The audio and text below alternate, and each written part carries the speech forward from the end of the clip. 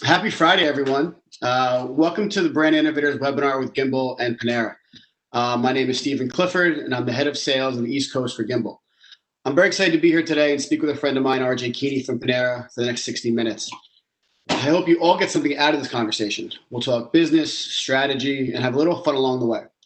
We'll also be doing Q&A at the end, and I'm looking forward to hearing your thoughts, questions, and anything else you'd like to share. A little about me. I've been in digital media for 14 years and currently with Gimbal for 2.5 years. For those unfamiliar with Gimbal, at our core, we are a technology company.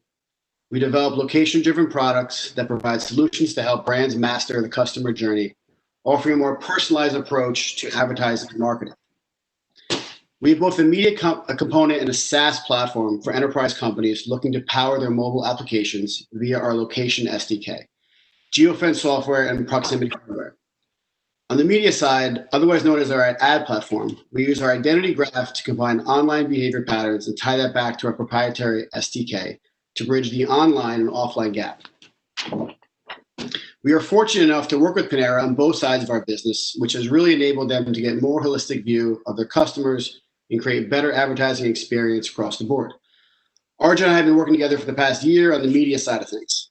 Now, without further ado, I'd like to introduce RJ, who is our digital media lead for Panera. Welcome, RJ. How is it going today, buddy? Goes great, Stephen. Thanks for asking. Glad to be here. Excellent.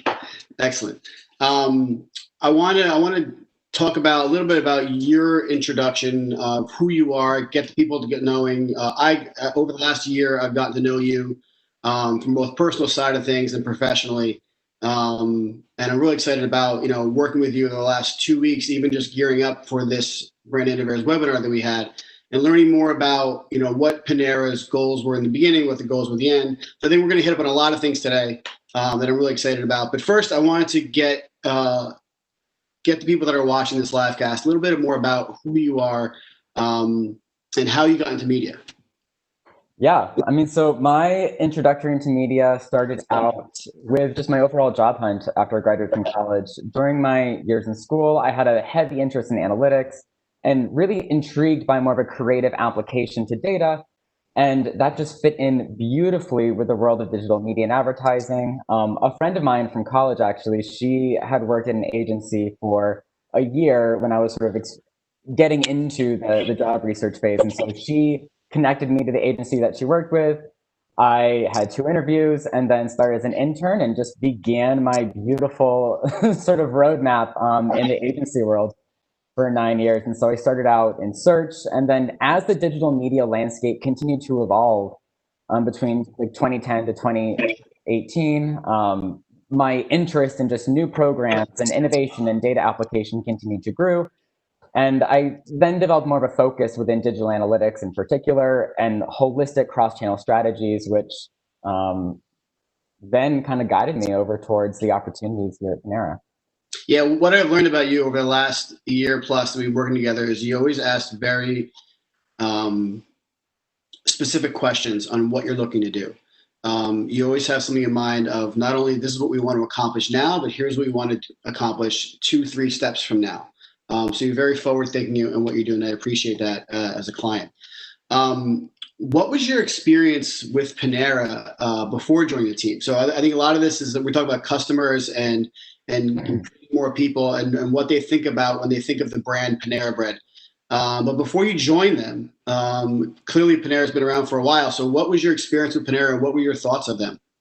My experience is just a very happy customer. That's kind of a bit of the draw to coming up to a great company that has such mass market appeal and really a company that I can relate with as the consumer. So I just remember times going Black Friday shopping with my mom and like always stopping at a Panera, like after we made our first round of shops early in the morning. I remember my high school friends working at Panera's and bringing in the day-old pastries into school the next day, and they were just rock stars for bringing in like the cinnamon crunch bagels and the cinnamon rolls and the scones and everything else. And so it was great to work for a brand that I had such a rich history with, just sort of like as I grew up. Our family would always go to Panera. And so it was exciting to join the company and really get to understand the operations in and out and really see sort of the innovation happening from the inside. Yeah, I think it's very interesting to say because I think when Panera came on board, it was that cleaner version, that healthier version to QSRs. And I think growing up in the '80s, you always had the hamburger chains, and it's something that we always had as an option, and people liked growing up eating that. And then when Panera came on board, it was listen, you don't have to eat a hamburger and fries and a soda. You can also get another good meal quick in a way that it can identify with. And I think one of the questions that I want to put out to the board or to the listeners out there, and feel free to throw it in the chat where Eric and I are interested in hearing this, is that when you think of Panera, what food or what drink specifically do you think about? What I know for McDonald's, I'll pick the Big Mac, but for Panera, what is the specific product or food that you think of when it first comes to your head? The first thing I can go first. The first thing that I think of is that bread bowl. Is that bread bowl soup? I in high school and even college growing up, I always yearned for that bread bowl. That either that chicken soup or the clam chowder bread bowl that they would throw in there. So that was something that I always looked forward to. What about you, RJ?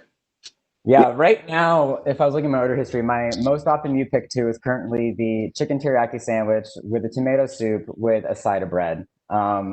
Historically, throughout the summer, I was pretty heavy into the green goddess salads, but that's what's been fun is that the product line is so diverse, and it's fun to pick and choose different things, and also get into a little bit more of the customization as well. Yeah, I agree. It's great how that evolved. Speaking of evolving, how long have you been with Panera, first of all, and how has your role changed from that? I know you mentioned you started as an intern and you evolved there, but how has that changed for you over the time, and what is your current role now? Yep. So I've been with Panera now for 1.5 years, and my roles really evolved during my time here. When I first started at Panera, the realm was a lot of opportunity in advancing further within digital media, setting up tagging, setting up measurement, getting a better understanding of how our campaigns are performing for us. And so a lot of my building blocks starting in was, hey, here's everything that we're running. We need to get a better understanding of how media is impacting sales. Go. And so I figured out a lot of different ways to pull those elements together, implement tags, connect really my Panera data into our sort of like media funnels and pipelines, um, and that was really sort of like where I began. Now that we started to evolve, the role is shifted a lot more in terms of like setting up those building blocks to evangelizing the data that we have and really using it for forward thinking purposes, and really defining out sort of some of those like key questions like how high is high, like jumping in more performance marketing, continuing to fuel the story of budget opportunities, and ability for digital media in particular to make significant impact on sales. Um, and then advancing a lot more around creative insights and opportunities, has been really exciting being on this end. And since Panera is a company that there's so many different ways in that we could approach the creative landscape, and it's a company that is also rooted in wellness and fun and good for you.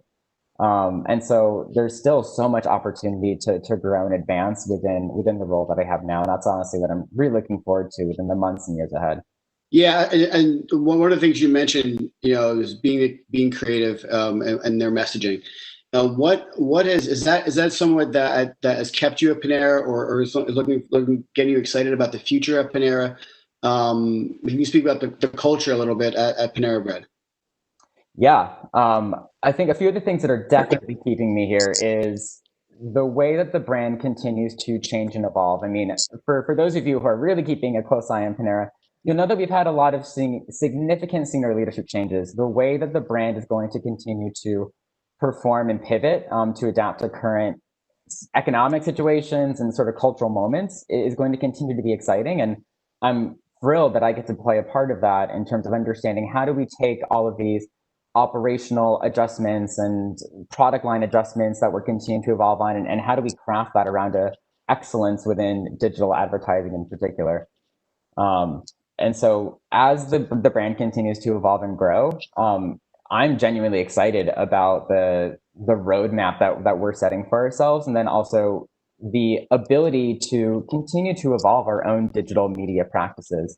Mhm. Historically, digital media was not necessarily first and foremost within our overall media structure, but especially throughout this time frame, as well as moving forward, our digital media investment continues to grow, and I'm thrilled that I get to play a part with that. Yeah, I think that's wonderful, and it's exciting to hear. One of the things that you and I talked about before is 2020, and obviously COVID has thrown everything for a loop here. How has communication internally been for you guys, knowing that you were in the office in Needham, for at least 4 or 5 days a week? Now that you're not, how has that changed your communication internally, good or the bad, or what are the positives and negatives that you felt have come of this? Just working internally with Panera or agency relationships or even just vendors?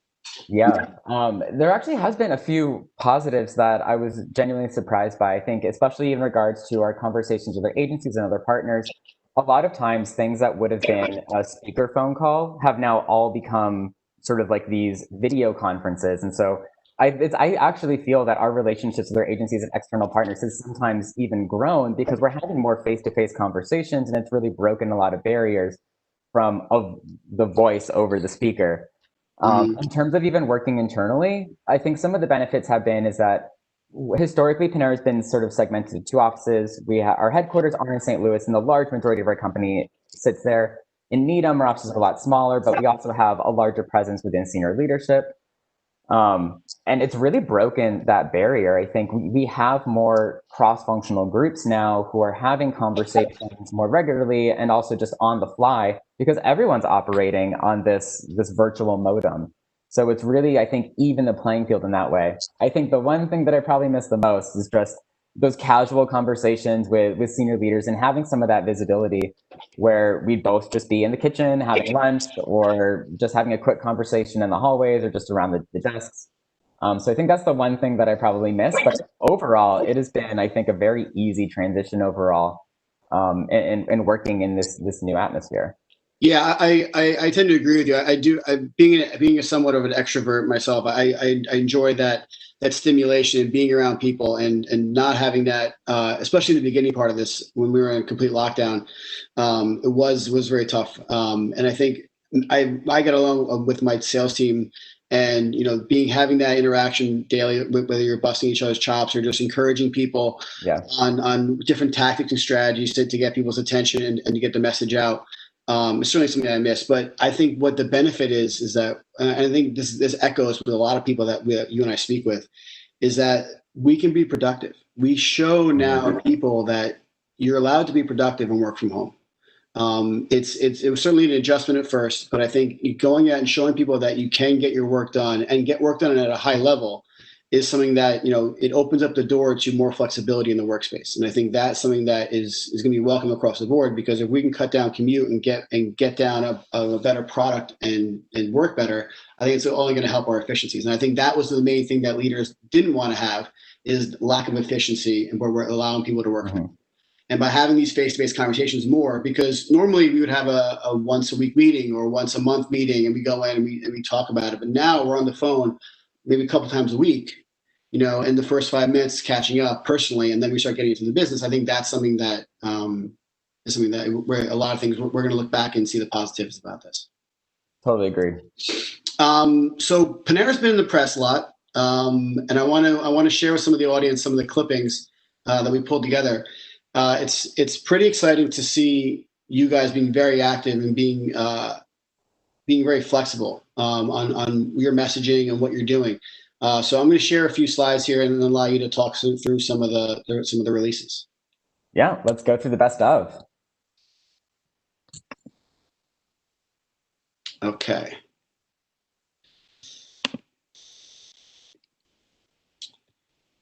All right. So starting out, I just wanted to start out with where Panera was and what our key focuses were going into sort of the COVID timeframe. We internally had been talking about coffee subscription and subscriptions in general for a very long time. There was so much buildup for us as a brand going into the unlimited coffee subscription for $8.99 a month. We were being seen as a disruptor within the coffee space and like the Netflix for coffee. And we were so excited about this momentum and build. And then all of a sudden, of course, everyone was more at home during this time frame, right after we were starting to get this up and going. We had a huge campaign around brand acts, PR, TV, digital, everything ready to go after this press release was released on the 27th, and a lot of the media was beginning on March 2nd. So with a lot of the occurrences happening around like the March 14th, 15th timeframe, as you guys can imagine, we had to change significantly very fast, and we had to do a bunch of reconciliation about what were our commitments that we were locked into, where do we have flexibility to push that later. And there, at this point, I mean, there was a lot of uncertainty about, okay, how do we adjust as a brand, especially within some of our core messages, knowing that we had things that were planned out that were largely about getting consumers to come into the cafe and increase a lot of the adoption, a lot of the visitation in particular, which is what the cop subscription was truly aimed for. Yeah, no. So this was released on the 27th of February, and while the pandemic was building up across the globe, we didn't really see country lockdowns until early March. So when you released this on February 27th, was this the original date you wanted to release it? And then how did it? Were you guys not so much pushing this narrative or pushing this marketing solution into March, or were you continuing to do that throughout March and April? Yeah, so the dates on this changed a few bits, but our big media pushes were always set to go live on March 2nd, and so we started to go live with some of our channels that were aimed towards that, but we had to immediately scale back once we were just reacting to kind of like what happened. If you go to the next slide, we can get into this. So I mean, Panera acted quickly. We immediately began to shut down cafes, whether that be shutting down just the dine-in portions, but then also there was a lot of temporary closures as well to just help protect our variable costs. And then we immediately came back with and just were promoting within all of our email communications, one-to-one, digital, and everywhere, just how we were operating as a business and really provide full transparency to the consumer about how Panera is going to continue to take care of them when they're choosing to order through us. And so we were promoting a lot about ordering via digital channels, pushing delivery, drive-through, and there was tons of associate communication as well in terms of cafe operations internally to ensure that not only we were keeping our customers safe, but also keeping our associate family top of mind as well, and ensuring that they don't feel pressured to coming in on a day-to-day basis and continuing to work during these difficult times. And so I was thrilled to see that the speed of action that Panera was taking within just the reaction to the overall consumer landscape. Yeah, it goes to talk about the forward thinking that you adopt and the rest of Panera as a brand does. Yeah, I mean, oh, sorry, go for it. So here we have the next one in April 8th that was released, and I think this one speaks to a lot of it of what I think of when I hear Panera is the healthy products that you guys put out there, and how you're locally sourced and from different from farms across the regional area that you have your Panera shops in. So this was something that was really interesting, and how you can also get grocery service, and you can just buy the food and products from Panera, and not necessarily buy the actual sandwich. You can just buy the tomatoes, buy the bread, buy the avocado. Yeah, this was really cool for a number of reasons. I mean, first and foremost, it was a program that was completely developed over a matter of a few weeks, and it was pushed out across all channels, both operationally at the cafe level and then within our digital properties to ensure a seamless ordering transition in order to allow for this to happen. I think what's also great about this is that Panera, we reflected on, okay, who are we as a brand, and how does our core values also then translate to genuinely doing good and helping out consumers in need. This was stemmed in a period of time where there was those long lines at the grocery stores. Getting access to fresh produce was genuinely a difficult challenge, and when toilet paper was sold out across the shelves.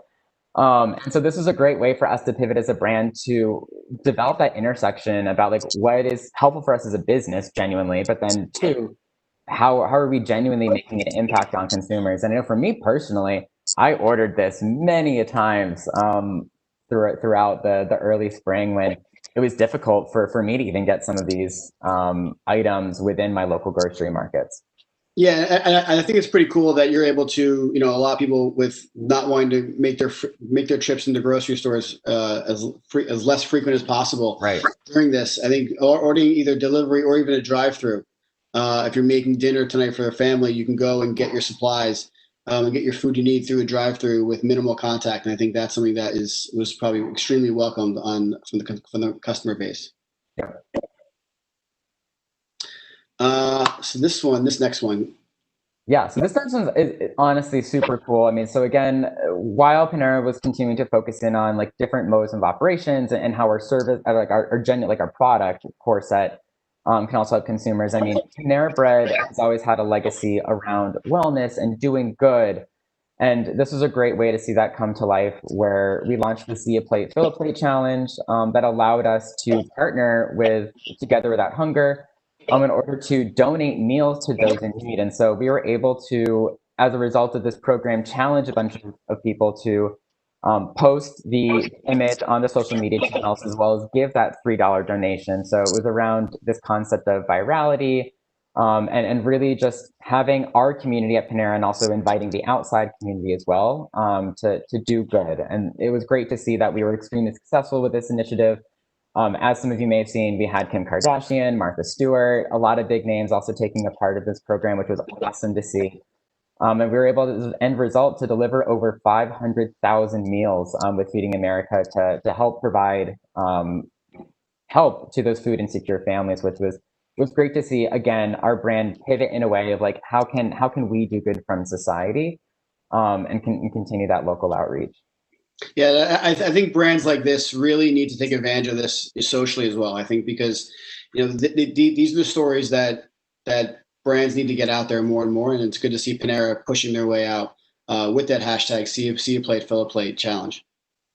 Yep. Going into May, so we continue to review like our overall operation strategy, and one big item as well is trying to ensure safety is top of mind within the overall ordering process. So it's genuinely easy when it comes to some of the drive-through operations and delivery, but we were also looking to understand, okay, we only half of our cafes offer drive-through. There's plenty that don't. So what are we doing as a brand to adapt to this new environment where consumers they want to stay in their car, like we're not as willing to go out, and so they walk into the locations. And so that's where Panera Curbside then came up. Again, internally, this was a huge digital initiative to stand up this type of program and also connect this within internal cafe operations to make it successful. So again, like as we walk through these, I think one thing that was awesome to see, sort of like as someone internally, is just understanding like how we as a brand are continuing to adapt so fast when our footprint is so large. There's a huge behemoth around getting everybody aligned, and Panera's been able to be remarkably nimble with its environment. And so Panera Curbside is also still a program that is set up today. Consumers can continue to order based off of their own comfort, and obviously based off of the cafes in particular, different modems of operations as well, which still exist. But this is a great way for Panera to continue to innovate within the digital ordering ecosystem. Panera's, especially within the QSR space, continues to have a leadership position in leveraging mobile kiosk and other means of digital integrations to allow for safe ordering. Absolutely. And here we go back to the Panera promotion around coffee, this time free for the summer. Why don't you explain this? Because I think people may want to learn more about this offer. Yeah, I mean, this is a great offer. So coffee was, while we stepped away from some of that from the early spring, the interest for us as a brand to move forward in the subscription modelings and understand, okay, like how are we creating products that are disruptive to the overall industry. Coffee is continued to be a main support, and I would be remiss to not talk about what we're doing with coffee right now. We are no longer offering coffee free for the summer. However, if you sign up today for $8.99, you can also get your first month free. And it is still an initiative that we are supporting in a big way. And also one of our campaigns that we're running with our friends over at Gimbal. So if you have not signed up for free coffee yet and you are interested, please be exposed by an ad from our partners. And please do subscribe. I can guarantee you it'll be a great financial decision if you're looking to save a few bucks And and great change your coffee. coffee routines. And great coffee. I mean, first and foremost, our coffee is also continuing to evolve from a product perspective, and it's delicious. So I highly recommend you guys give it a try. And if you like it, sign up. I agree.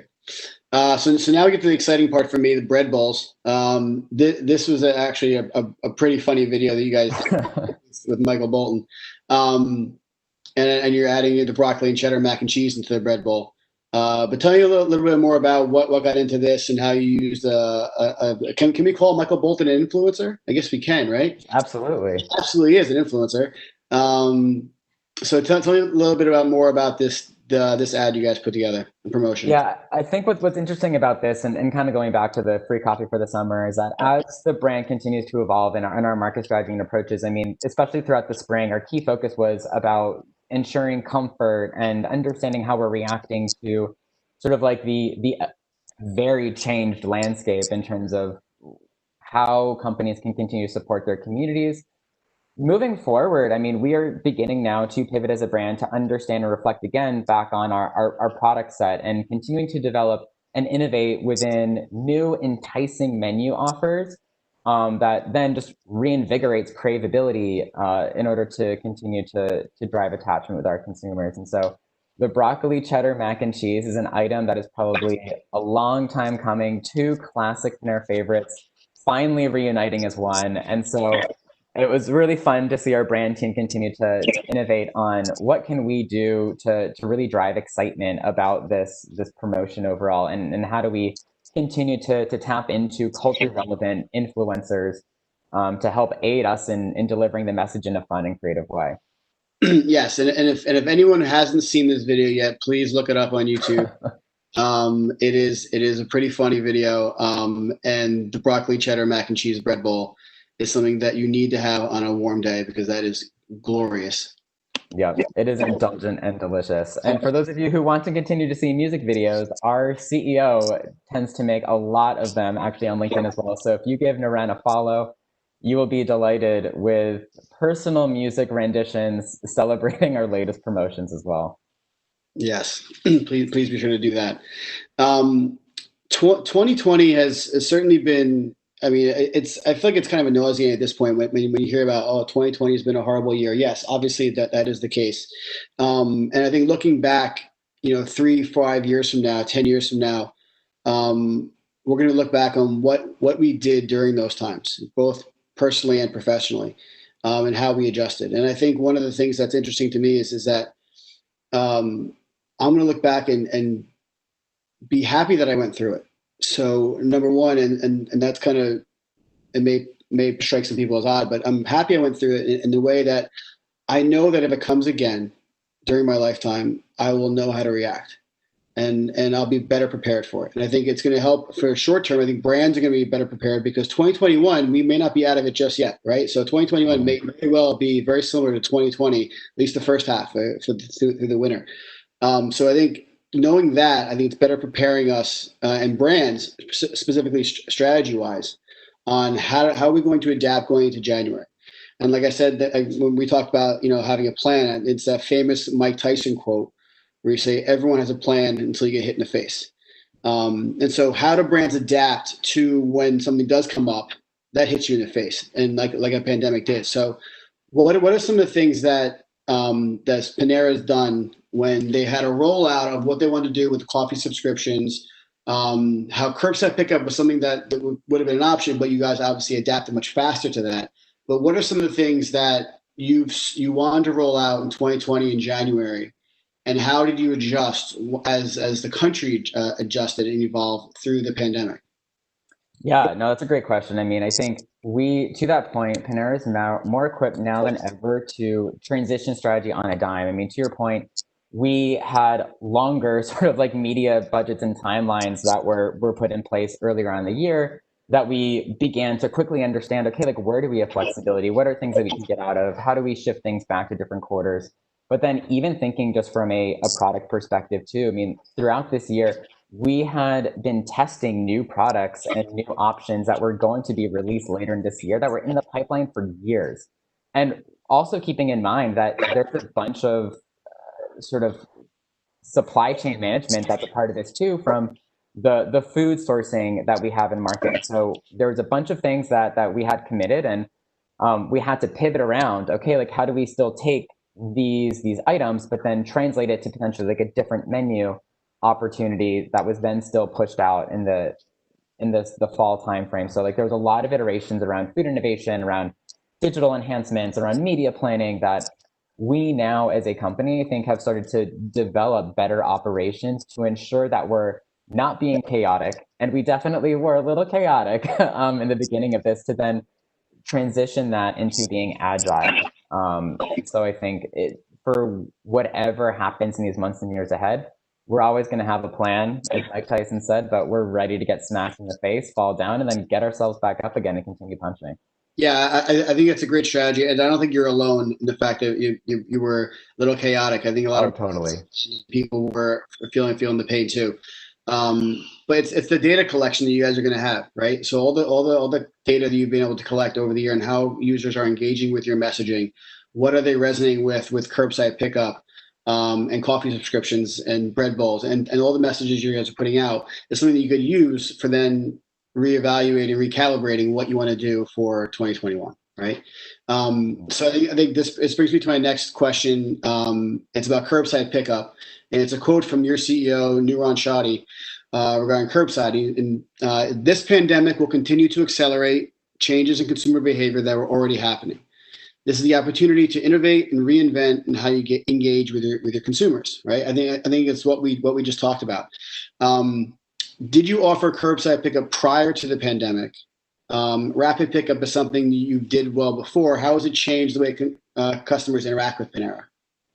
Yeah, we noticed a lot of these sort of adjustments in consumer behavior immediately in March. It was fascinating to see the way that we were generating sales and the way that consumers were ordering through us, and then how that transitioned into a largely an off-premise focus. So we've seen huge increases in drive-through, within mobile app, within delivery. And the curbside, to your point, like was a way for us to continue to evolve and adapt to the way that consumers want to engage with brands, especially within the QSR space. So to your point, we always had rapid pickup, and that still continues. Curbside pickup is that's going to be an interesting one in terms of, I mean, we still are offering it. It's being offered in tandem with our rapid pickup services. I think we'll really see to continue, is this a modem that regardless of whether we're in this moment or out, if this is something that consumers will continue to leverage from a functionality perspective. And I think that's one thing that we as Panera are continuing to keep a very tight pulse on, is what are those different ways that consumers are looking to order with us, and how do we evolve our digital properties and our options for our consumers to allow for the most efficient and also just the most convenient way possible for them. So the future is very uncertain, as we all know, but we as a company are invested in continuing to evolve in that space, first and foremost. Personally, I would like you guys to keep the curbside pickup. I find it. I have a Panera locally that I've hit up a few times, and it is super convenient. So if that shows a source of data you guys have and see that, I'm all about keeping it. Great. I'll let him know. All right. So our relationship, we've been working together for the past year or so, but Gimbal and Panera have had a relationship prior to us meeting each other. So Gimbal and Panera are partners in having Gimbal's location SDK integrate into the Panera app, to help power the experiences such as curbside and a whole lot more. How has location aided in the app experience, and impacted your marketing strategy at all? Yeah, in a very big way. I mean, especially throughout the spring and summer, we had to react very quickly to a bunch of cafes either being open, closed, different sort of access opportunities, whether it's limited access, expanded access, and being able to tap into these location enabled opportunities allows us to ensure that the consumer is being communicated the right information at the right time, and it's incorporated with everything that we do. And so location has continued to be extremely important in our position, where we don't have consistency. Some cafes you can go in, some you can't, and we need to be very clear with the consumer about what opportunities are enabled for them, so that we're not creating confusion in something that is quite complex. And so we'll see how it continues to evolve. I mean, location we also see is always being one of those things that we want to ensure that we're hitting relevant consumer bases. A lot of our targeting is based off of radiuses, whether based off of time for delivery or based off of just flat out distance from some of our other media reach and programs. But location is extremely important, and it's critical for us that we work with partners that are able to have that focus. Yeah, and you're able to understand a little bit more about the consumer itself, right? The customer that we want to make sure that we're targeting people that live within a certain proximity that will actually go to a Panera. We don't want to hit someone who lives for 30 to 5 miles away from a Panera, where that person's probably not going to drive 30 miles to a Panera, but anyone within a 5 mile radius, something that you may want to hit, you may want to target. And then also understand how long that person is staying there. Is that person taking advantage of the curbside pickup opportunity and the rapid pickup, or is that a person now with Panera's locations opening? Is that person coming in? Is that person sitting there and actually dining, or is that person coming in the future? Where will that person be doing? And what kind of experience, what kind of customer that is, and then able to customize your messaging towards that person. Yep, and our analytics team is keeping track on that, and we're continuing to understand how do we then, to your point, like develop our creative to really suit the needs of the customer. I mean, I think one of the challenges working at Panera is that the customers can react to us in so many different ways. We see each customer being very distinctly different. So one flat message is not necessarily always going to work for our diverse set of products, whether that be breakfast, lunch, dinner, whether people are mostly ordering delivery, or to your point, they're coming through dine-in or drive-through. There's so many different like notes of personalization that we can do, and we're quickly continuing to evolve to understand how do we enable more personalized messaging, both in our one-to-one communications, but then also within our core media activations as well. Is there, as you're talking, I thought of another question. Is there a hierarchy or a value system that puts one higher or the other in regards to finding that person who goes in and dines at a Panera location, as a person who goes through drive-through, or as a person who orders grocery now, and learning more and more about that user? Does that person is that person learning the same person who may be a coffee subscriber? What kind of Panera loyalist? How deep are they? How deep will they go? Are they a frequent someone who goes in there once, twice a week, as opposed to someone who may come in once a month and come in at dinner time and get a bread bowl or a sandwich? Is there a hierarchy to figuring out what that person is, and is there a target to? All right, we want to make sure that we see that more people are coming in there two times a week, or doing a drive-through, and they also tend to be more likely to opt in for the grocery, or more opt in for a coffee subscriber. And I know that could be data you may not have access to yet, but is that something of a focus for you guys in the future? Yeah, I mean, I think this is what's exciting about the My Panera loyalty program, is that being a part of the My Panera loyalty program, it allows us to understand your behavior as a consumer, but in only doing that in order to ensure that we're able to then give you the right rewards. Like we want to be able to entice and surprise and delight the consumers in the right way. And to your point, like those are all things that are really a core part of the My Panera program. So for any of you listeners, if you have to download the app or join the My Panera program, highly recommend you do. If you do, you'll be surprised and delighted with enticing offers to suit exactly your needs, and in terms of coming back, and continuing to come back for our product. Yeah, you clearly invested in the app too as a company, because it's very easy to navigate and to online order. So it's something that I've dug into the last year or so and taken advantage of. Yeah. But the next question that we carved out was the owning the entire guest experience is an understandable priority for any business. Panera had a long time model of in-house delivery services only. But last year you decided to partner with third parties. These type of partnerships have blown up for obvious reasons. Can you talk about how this has changed the business and marketing strategy, and how has COVID re-emphasized this? Yeah, this is a very interesting question. It's something that we're actually talking a lot about internally. We're excited to finally partner with like the DoorDash, the Grubhub, the Uber Eats, Mhm. starting in August of last year, and we've really seen those arms take off. And I mean, and that's again like a way that we're adapting as a brand to understanding what is consumer behavior and how do we continue to be culturally relevant and fit into what the consumers are raising their hand and really asking for. We heard it loud and clear that consumers they build loyalty through ordering via some of these third-party delivery apps. And so by us now being integrated, it's allowed us to expand our overall consumer target, and really be attracting new users who necessarily weren't thinking of Panera for delivery and getting in front of them in the right way, in the way that they want to see it. One other actually very interesting element of this as well is that during this time frame, I'm also working on a project with 6 undergraduate students around delivery for Gen Z. And so it's been exciting over the last few months to work with this core group of um, tomorrow's leaders in terms of understanding how do we then also pivot our brand in delivery, especially for that Gen Z market. I think when we all think about Panera, our core consumer tends to be a little bit more on the older side, more family focused.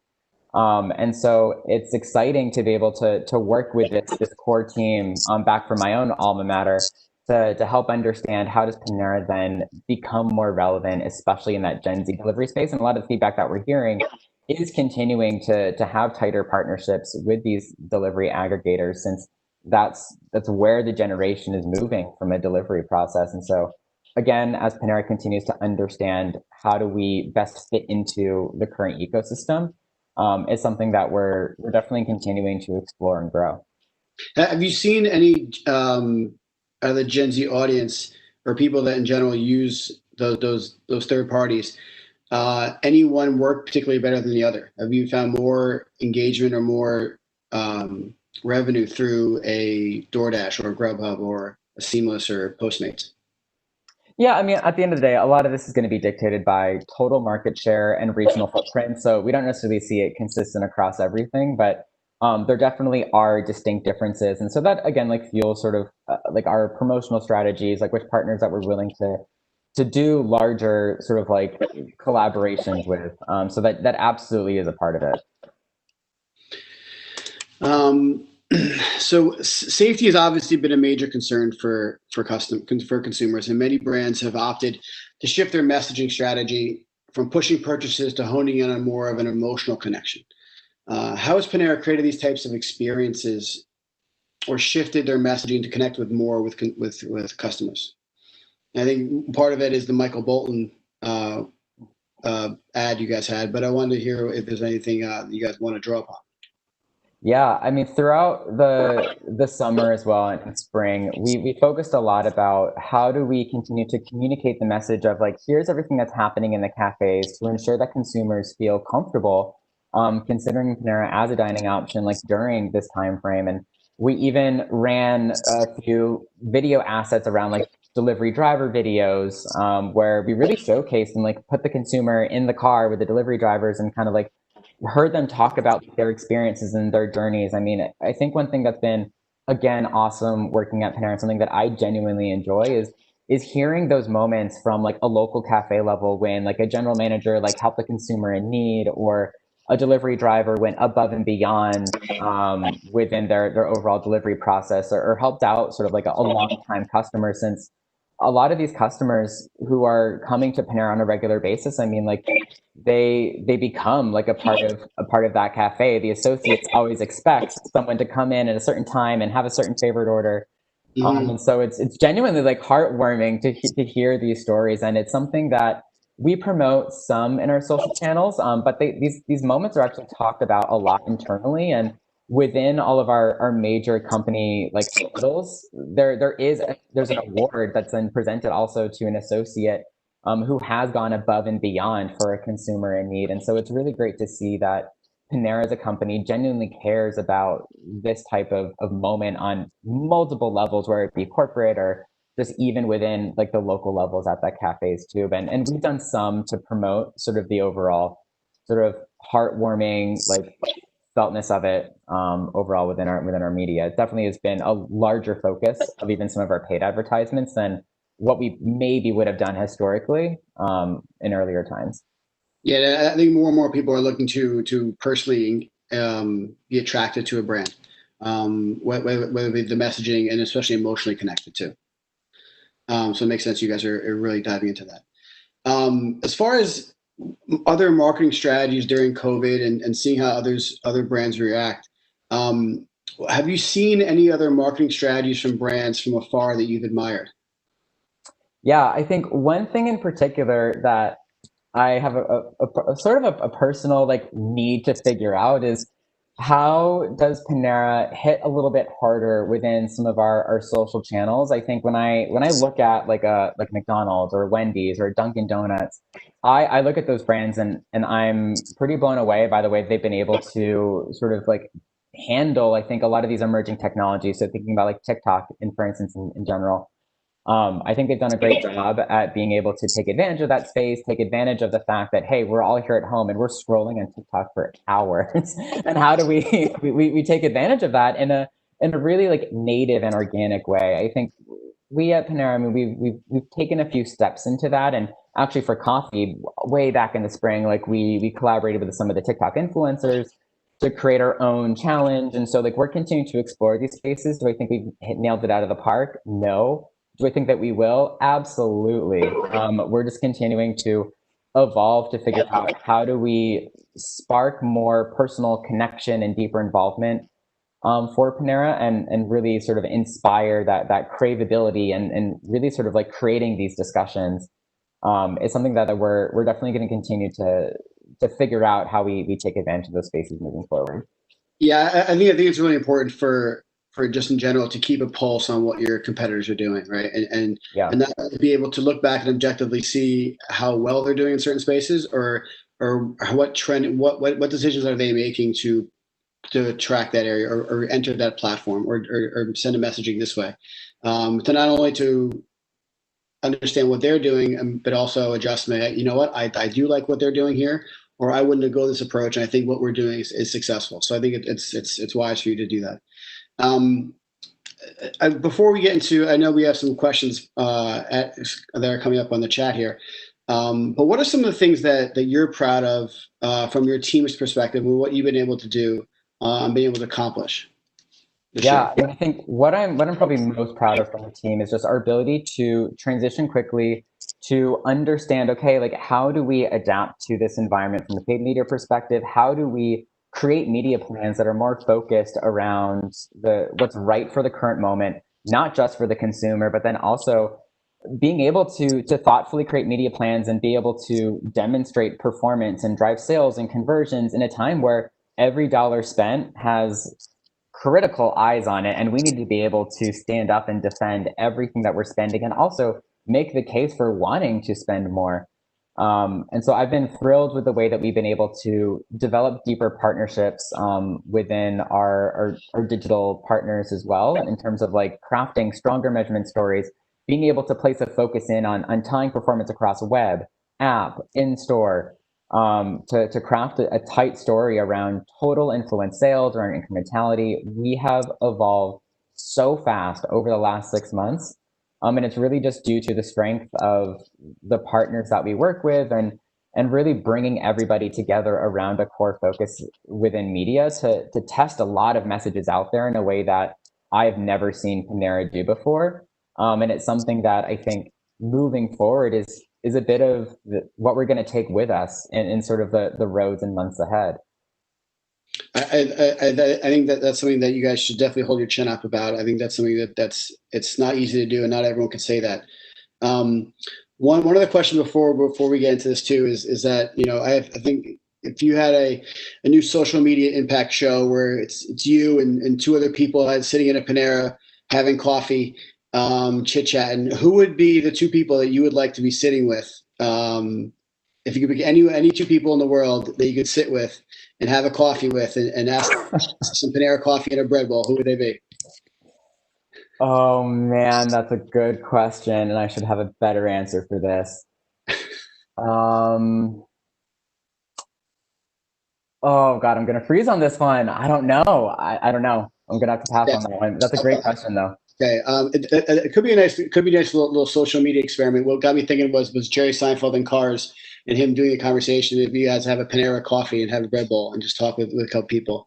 So we're gonna do a little speed round here. I'm gonna say a word and you're just gonna give me your first reaction to it. Um, so Michael Bolton, Mac and cheese, curbside pickup, innovative, bread bowls, hearty, 2020, disruptive, 2021, advancement, Gimbal, delightful, working from home, good, and Utah. hiking. Yes. So for those you don't know, RJ took advantage of the quarantine. He opened up and traveled. We talk about traveling across, being limited and not being able to leave the country so much with travel. But it's been given an opportunity for people to learn about your own country and travel across. And RJ mentioned how to me how you traveled to Utah over the summer, and did a lot of hiking there.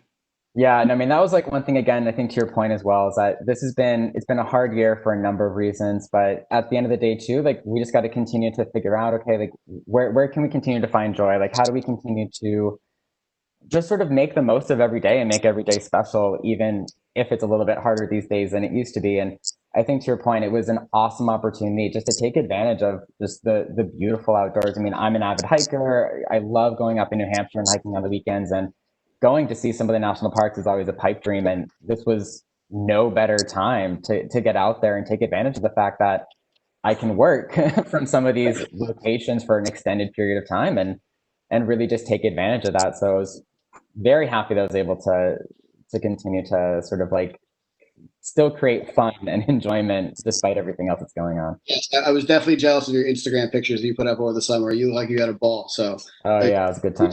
is definitely on my bucket list. So I know we have a few more minutes left, but I'll ask a few questions that came in. Hey RJ, with your digital and data background and your evolving role, are you working on a cross media strategy deals with digital, video, and OTT?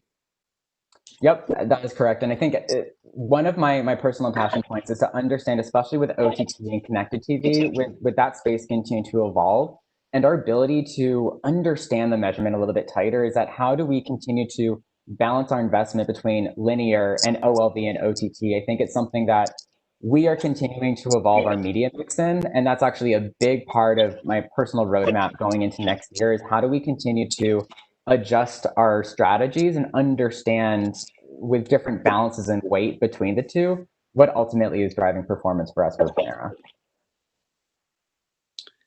All right. The next one we have here is what will change forever in dining rooms for Panera because of this pandemic? Do you see more drive-throughs? More drive-throughs being installed is a great question. Maybe. I do. I mean, I absolutely see our continued investment again. And we've talked a lot about the digital ordering processes. Like that is going to continue to be a key focus and sort of minimizing friction for the consumer and also just maximizing the consumer's ability to take advantage of the open space. So right now, a lot of our cafes, some for actually a good chunk of them now, like there is limited or expanded access inside. Tables are still very spaced apart. There's clear instructions everywhere about keeping your distance and just being mindful and very like clear instructions for masking and everything else. So that'll continue to especially last not only throughout the rest of this year, but early into next. But yeah, I mean, I think it's going to continue to be a focus on off premise. We're talking a lot about how we continue to grow our delivery channels. And so there's a huge focus internally still looking into off premise for next year. And you may not know this right off the bat, but a rough number, but what percentage of Panera locations have an option for a drive-through currently? Yeah, so out of the 2,200 locations, about 850 currently have drive-throughs, and they're So you do. more. Oh yeah, of course. I mean, I have been looking at this location data for a while. I mean, and it's been a key part of our marketing strategies is ensuring that like our messaging, if we're going to include drive-through in our creative, that we're serving it in relevant markets where those cafes are available. So it's definitely been a large part of our strategy, especially when the operational updates were so critical. Yeah, and I'm wondering if that's something that the franchisees or the ones who do not have it are looking to add that to their repertoire and their offering. I mean, a part of it's difficult too, since the real estate, some of them are leases, some of them are owned, some of Sure. them are in urban environments where a drive-through is just not realistic. So again, it's going to be adapting to those cafe locations. Panera is continuing to look at what cafes of the future will look like and how our floor plan will continue to evolve and grow. And so there's some absolutely exciting things on the way. Looking forward into the next few years as we continue to evolve even our own in cafe experiences. All right, cool. Next question we have from the group. Panera has done a great job pivoting because of COVID in the restaurant and grocery space. Do you see these changes staying long term? So some of them will stay, some of them will not. So Panera Grocery is no longer supported across many of our cafes, just simply due to the fact I think that the service is no longer necessarily as needed, and some of that's been sunsetted. So again, I think things will continue to pivot and grow, and so nothing is necessarily always going to stay. I think we will continue as a brand to try to keep our pulse on what is necessary for the consumers and how do we then continue to develop an offering that truly fits that. And the next one we have, this is kind of a two-part, is did you see an increase in app downloads, and have you used location data for conquesting purposes? I mean, yes and yes. So location data for conquest purposes is something that has been an arm of our audience strategies, especially tapping into third party data signals and partners such as Gimbal that are able to target based off some of that conquested behavior as well as we craft who are we trying to target from a prospective perspective. In terms of mobile app downloads, we have seen a huge spike within the app download rates, and then in particular, even customers who had the app pre and post, a lot more app ordering. So it continues to be a key part of our business, and we're starting to actually invest a bit more in terms of getting the consumers to download the app, since we know it's been such a successful part of our ability to regain some of that revenue and traction from our customers. Yeah, and I think a large part of what brands who have an app and want to get an app download campaign going, or even get increase the amounts of downloads, it's also important to not only once they download it to actually see engagement with it, right? Because a lot of times people may download an app because they may see an ad and get forced to for that conversion, but then forget about they have because they have 100 other apps on their phone. And it's getting that person to not only download an app but then also engage with it and see the success, be able to comfortable with that app, and then be able to become more of a norm of how to use it and to increase your engagement with it and see more attribution for it. Yeah, totally agreed. I mean, I think that's a bit of where we've taken our app download strategies as well. It's not just based off of a cost per install, but we're looking in terms of, okay, how do we developing that deeper engagement to ensure that we're creating that consumer connection? So whether we're seeing them download and sign up for my Panera or make an order, we're really focusing our creative messaging and everything else to be specifically tied in around how do we leverage this as a point to increase loyalty and attachment. And then it's leveraging one-to-one strategies to continue to engage in those consumers. Mm-hmm. Have you found a way to promote your app download and stand apart from your competition? That's a great question. I would like to say yes, since a bit of the reason of our app download strategy is really looking into the core competencies of the My Panera program. That's really a big part of what sets us apart from a lot of the other QSR space, is that we genuinely have like a strong promotion around My Panera, and there's a huge legacy around the whole surprise and delight and rewards and everything else that we continue to really put a lot of emphasis on. And then secondarily, we're focusing in on our star products and really enticing and promoting out the craveability of our product set with an app download attachment as well. So I think with like those two things, we're really trying to differentiate ourselves within the reasons why the consumer should be downloading and really interacting with us. Yeah, agreed. So it looks like we got one more minute left. We've answered all the questions from the chat, so I'm happy about that. There was no one left upset at us for not addressing it. One real quick one I could ask you is that two, if you have those two people still for the coffee. Oh yeah, yeah. But you can get back to me later. But where do the great ideas come from your organization? Or you guys are all in a conference room, you guys are all brainstorming. Is it more of a collective approach? Or is it more of a top-down approach? Where do the great ideas? Because you guys have been able to come up with some nimble ideas to adjust to this, and where do they come from? Great ideas come from anywhere. And it's really just about pushing your own ideas and your solutions to ensure that your voice is heard through different levels of the organization. To your point, getting that executive senior leadership buy-in always helps in pushing something through. But yeah, a good idea can come from any of our agency partners, internal, associate at the cafe level. There's a large amount of overall opportunity to ensure that anyone within the Panera family is heard, since a good idea can come from anywhere, and it would behoove us to close our ears down on that. Yeah, no, I agree. I think of getting back to the two people in a coffee. I think it'd be me, you, and Martha Stewart would be perfectly fine by me. Oh yeah, that sounds delightful. I'm in for that coffee chat. Hell yeah. Well, thank you, RJ, for it looks like it's 105 now. Thank you, RJ, for spending some time with us, answering all the different questions. Yeah, pleasure to be here. Thanks so much for joining us today, RJ and Steven. Got lots of great takeaways from what you guys said. First off, great job traveling across the country to Utah. That's actually next on my list. I'm in Colorado right now. I packed up my place in New York City, and yeah, I'm just on the road now. And I actually did Mount Washington over the summer, so I'm sure you've done Nice. that. Oh yeah. Yeah, it's pretty epic. But I love what you guys were talking about. Like what you said, Steven. Panera is like just such a clean, healthy QSR. It's great, like now that I'm on the road so much, to have that option. And I love what you guys are doing, the coffee subscription. Like Scott Galloway is always talking about rundles, and like just having that recurring revenue is just a really smart way to go about it. Also love that you donated 500K meals to all these food insecure families. I don't know if you got a chance to tune into the next session, but Wholesome Wave does a lot with that. So that's like a great way to like form a emotional connection with your consumers.